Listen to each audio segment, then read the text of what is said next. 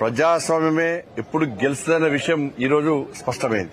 ఏదో దారిన భారతీయ జనతా పార్టీని రాకుండా చేయాలని చెప్పి ఈ ప్రజా తీర్పును పక్కకు పెట్టి కుట్రలతో గెలవాలని చెప్పి అడ్డుకోవాలని చెప్పి ఇలా వాళ్ళు ప్రయత్నం చేశారు. చాలా మంది ప్రయత్నం చేశారు. అన్ని పార్టీలు ఒకటేనే, Congress party, MM party, BRS party అందరూ ఒకటే నడిచాడు. అధికారం దుర్వినియోగం, మా చేతిలో అధికారం ఉంది, భారతీయ జనతా పార్టీకి 30 గెలిచినా ఇండిపెండెంట్ సపోర్ట్ ఉన్నా కూడా ఏదో రకంగా మభ్యపెట్టి బెదిరించి కాకుండా చేస్తామని చెప్పి 2 రోజుల పాటు రాష్ట్ర ముఖ్యమంత్రి గారి దగ్గర నుంచి మంత్రుల వరకు, ఎమ్మెల్యేల వరకు కూడా అందరూ ఒకటే. ఈ పార్టీ ఆ పార్టీ అని కాకుండా భారతీయ జనతా పార్టీ తప్ప మిగతా పార్టీలన్నీ ఒకటై 2 రోజుల పాటు మమ్మల్ని ఏ విధంగా అడ్డుకునే ప్రయత్నం చేసిర్రో ఇలా తెలంగాణ రాష్ట్ర ప్రజలు చూసిర్రు, కరీంనగర్ ప్రజలు చూశారు. కరీంనగర్ ప్రజల చర్చ ఒకటి, రేపు మేము గెలిపించినాం 30 మందిని భారతీయ జనతా పార్టీ అభ్యర్థులను గెలిపిస్తే ఇలా వాళ్లకు మేయర్ పదవి రాకుండా ఈ పార్టీలన్నీ కలిసి అడ్డుకుంటారని చూసి ప్రజలు ఆశ్చర్యపోయారు, విస్మయాన్ని వ్యక్తం చేశారు.